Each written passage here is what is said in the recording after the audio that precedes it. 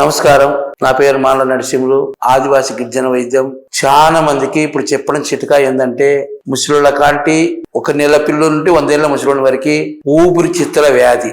ఊపిరితిత్తుల వ్యాధి అంటే లోపల కఫము, తుమ్ములు, పరిశ్రమ విపరీతంగా బాధపడుతుంటారు. గల్లలు వస్తుంటారు. ఎందుకు వస్తుంది ఈ ప్రాబ్లం అంటే, చిన్నపిల్లలప్పుడు తల్లి కడుపు నుండి డెలివరీ అయినప్పుడు ఉమ్మినీరు అనేది తాగుతాం. ఆ ఉమ్మినీరు అనేది లోపల గుండెలలో చేరి అది కరగకుండా అట్లే వర్షాకాలం వచ్చినా చలికాలం వచ్చినా మొదలైపోయి గాలి అడక ఇబ్బంది పడుతుంటారు. ఈ వ్యాధికి మన ఆదివాసి గిరిజన వైద్యంలో చక్కగా వైద్యం ఉంది. అయ్యా ఎందుకు వస్తుంది అని చెప్పొచ్చు. మనం పూర్వీకుల కాలం నాడు తల్లి గర్భంలో ఉన్నప్పుడు ఆమె ఏమి తినాలనేది ఆ పూర్వీకుల కాలం నాడు శుంఠికాపు తాగి మంచిగా కరెక్ట్ గా దళాల నీళ్ళు తాగి కరెక్ట్ గా మోడి ఆ మామూలుగా బాల్యం తెచ్చాం అనేది ఉడకబెట్టుకుని నీళ్ళు తాగేవాళ్ళు. అప్పుడు కడుపులో పిండానికి బాగుండాలి, నా పిల్లడు బాగుండాలి, ఎటువంటి రోగం రాకుండా ముద్దుగా మంచిగా ఉంటారని వాడేవాళ్ళు పూర్వీకుల కాలం. వాము, వజ్జ, సొంటి ఇవన్నీ ధనియాల నీళ్లు వాడుకునేవాళ్ళు పిండం బాగా తిరగాలని. ఇప్పుడేముంది, అందరూ డాక్టర్ మందులు, డాక్టర్ వైద్యం, డాక్టర్ టానిక్లు, డాక్టర్ వార్తలు, గర్భం బాగా పెరుగుతుంది, పిండం బాగా పెరుగుతుంది. అప్పుడు పూర్వకాలం చాలా మందికి సంతానం డెలివరీ అయ్యేవాళ్ళు. ఇప్పుడు డెలివరీ కాకుండా ఏదో ఆపరేషన్లో చేసి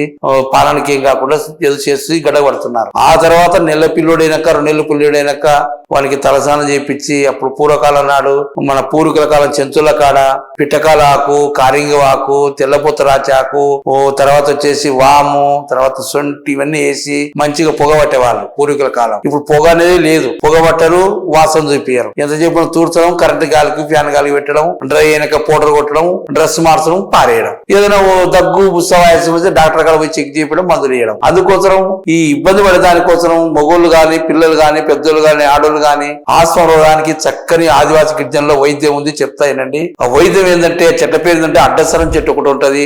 అడ్డసరం చెట్టు ఏర్లు, తెల్లడి జిల్లడి ఏర్లు, వజ, వాము, సొంటి, చక్కగా పచ్చ కప్పురము, పలకరసం, ఈ అన్ని రకాలు నేను చెప్పినటి వల్ల లెక్క ప్రకారంగా వేసి శుభ్రంగా నూరి దాన్ని పిల్లలకైతే బఠానీ గింజంత వాడాలి, పెద్దోళ్ళకైతే పువ్వులు గింజంత వాడాలి. పిల్లలకైతే రోజు ఒకటి వేసేయాలి, పెద్దోళ్ళకైతే పొద్దున ఒకటి రాత్రి ఒకటి వేసుకోవాలి, ముసలికైతే పొద్దున 2 రాత్రి 2 వేసుకోవాలి. ఇవి ఏం చేస్తాయంటే ఊపిరితిత్తులో ఉండేది నిమ్ము తీసేస్తాయి, కఫం తీసేస్తాయి, మంచిగా బాగా డ్రై చేస్తాయి. మంచిగా కఫం లేకుండా, నీరు లేకుండా, దగ్గు లేకుండా, ఆయాసం లేకుండా చక్కగా ఆరోగ్యంగా తినేహారం బాగుంటుంది. ఎందుకంటే ఈ మూలికలలో మా పూర్వీకులు కనిపెట్టిన మాట చెప్తున్నా. ఇప్పుడేముందంటే, పూర్వకాలం నాడు నూనెలు ఎక్కువ వాడేవాళ్ళు కాదు. అన్ని చట్నీలు, అన్ని రకాల బుడ్డల విత్తనాలు, నూగులు, పల్లీలతో చట్నీ చేసుకొని తినేవాళ్ళు.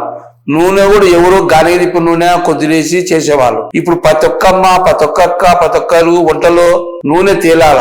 ఈ ఊపిరితిత్తుల వాతం ఉన్నలకు, ఆయాసం ఉన్నలకు నూనె ఎక్కువ వాడితే జీర్ణశక్తి కాక ఆయాసం ఎక్కువ కానీ తక్కువ కాదు. ఆ వైద్యుడు ఏం చెప్తుందంటే, మన ఆరోగ్యం బాగాలేనప్పుడు మన ఇంట్లో ఎవరికి ఆరోగ్యం బాగాలేదు, మనం చూసుకొని చేసుకోవాలనేది మన అందరం. అక్కలకి ఏమైనా పొరపాటు చేయించండి. ఏం చెప్తుంటే, మన ఇంట్లో జబ్బు ఉంది కాబట్టి మనం చూసుకొని చేసుకోవాలి. లేకుంటే వండిన తర్వాత కొంచెం కూర పక్కన తీసి తర్వాత నూనె వేసుకోవాలి. అప్పుడు వాళ్ళు కొంచెం ఊపిరితిత్తులు బాగుంటాయి, కొంచెం ఉపశమనం అవుతుంది. ఆ ఉపశమనం కాకుండా అల్లాడుతుంటారు. కాబట్టి ఈ వైద్యం అనేది నేను ఎందుకు చెప్తానంటే, ఈ 4 రకాల మూలికలు సమూలం తీసుకొని చక్కగా నరికి నీడ కారబెట్టి చూర్ణం తయారు చేసుకొని, ఆ చూర్ణంలో నేను చెప్పిన జించులను తీసి పౌడర్ తయారు చేసుకోవచ్చు, గోళీలు తయారు చేసుకోవచ్చు. ఈ చక్కని వైద్యం చిన్నపిల్లలకైతే చిన్నపిల్లల ప్రకారంగా పౌడర్ అయితే చెంచా కాల, పెద్దోళ్ళకైతే మధ్యవర్తులకైతే హాఫ్ చెంచా, పెద్దోళ్ళకైతే ఫుల్ చెంచా. ఈ చూర్ణం గోరువెచ్చని నీళ్ళలో పొద్దున సాయంత్రం తీసుకుంటే ఎంత పెద్ద వ్యాధి ఉన్నా, ఊపిరితిత్తుల వ్యాధి, దగ్గు, ఆయాసం, బుస్స, కొంతమంది నడసలేకుంటారు, కొంతమంది బరువు మోయలేరు, కొంతమంది మెట్లెక్కలేరు, కొంతమంది అన్ని విధాల పెళ్లిళ్ళు పడితే భార్య కాడ కూడా ఉండలేకుండా ఇబ్బందులు పడుతుంటారు. ఈ వ్యాధికి ఈ చక్కని వైద్యము, ఈ చెట్లతో చూర్ణం అనేది మీకు అందరికీ ఉపాయం చేసుకుంటూ అది వాడుతూ,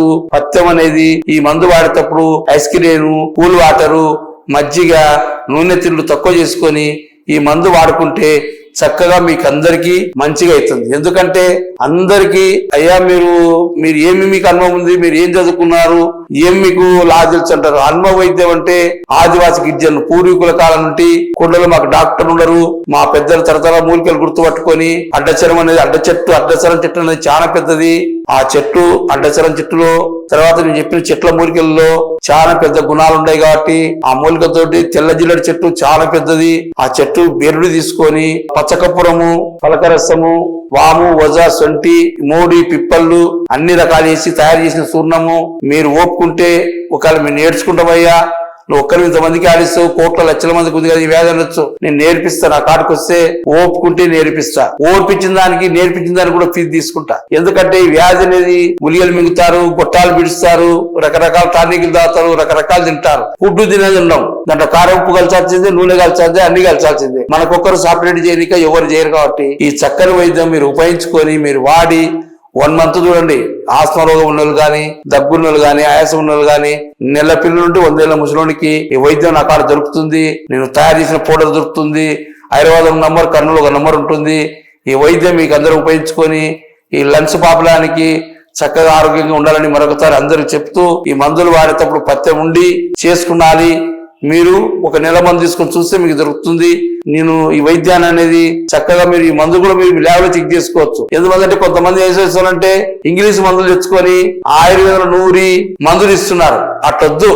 మనం చక్కగా మూలికతో వైద్యం ఉంది, దేవుడు ఇచ్చిన ప్రకృతి ఉంది, దాంతో వైద్యం చేస్తాం, అందరూ ఆరోగ్యంగా ఉందాం. లేదయ్యా మాకు మూలికలు మేము చేసుకుంటామంటే మూలికలు ఇస్తాను, మీ ఓపికలు చేసుకుంటా, లేదయ్యా చేసి అంటే చేసిస్తాను. అందుకోసం ఈ లంగ్స్ ప్రాబ్లానికి చక్కని వైద్యం మీరు ఉపయోగించుకోవాలని మరొకసారి అందరికి, అక్కలకు, అమ్మలకు, అన్నలకు, డాక్టర్లకు, వైద్యులకు అందరికి ఎందుకు చెప్తానంటే, ఆదివాసి గిరిజను బతికించుకొని ఈ లంచ్ ప్రాబ్లానికి మెట్లెక్కాలన్న కష్టమే, బరువు మోయాలన్న కష్టమే, పని చేయాలన్న కష్టమే. ప్రతి వాళ్ళు ఏసీలో ఉంటారు, ఏసీలో పని ఉంటుంది, ఏసీలో హైటెక్ లో పనిచేస్తుంటారు. వాళ్ళకి లంచ్ ప్రాబ్లం ఉంటే గొట్టం బిడ్చాలా, మందులు మింగాలా, పని చేసుకోవాలా.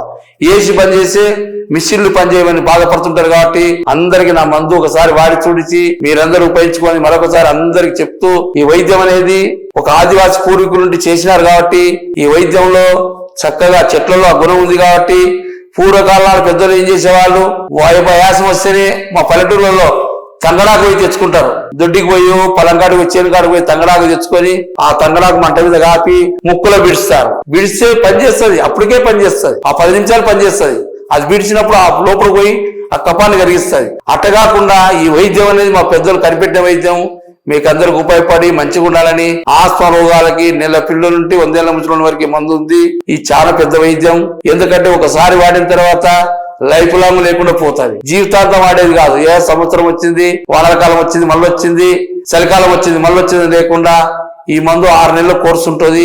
6 నెలలు వాడితే ఎప్పుడు రాకుండా ఆరోగ్యంగా తర్వాత ఉమినీరు తాగినా, నువ్వు ఐస్ క్రీమ్లు తిన్నా, కూల్ వాటర్ తాగినా, వానలో తిరిగినా, నీళ్ళలో మునిగినా, చల్లనీళ్ళ స్నానం చేసినా ఈ వ్యాధి లేకుండా పోతుందని మరొకసారి అందరికీ ఈ వైద్యం కోసం నమస్కారం పెట్టి సెలవు తీసుకుంటున్నాం.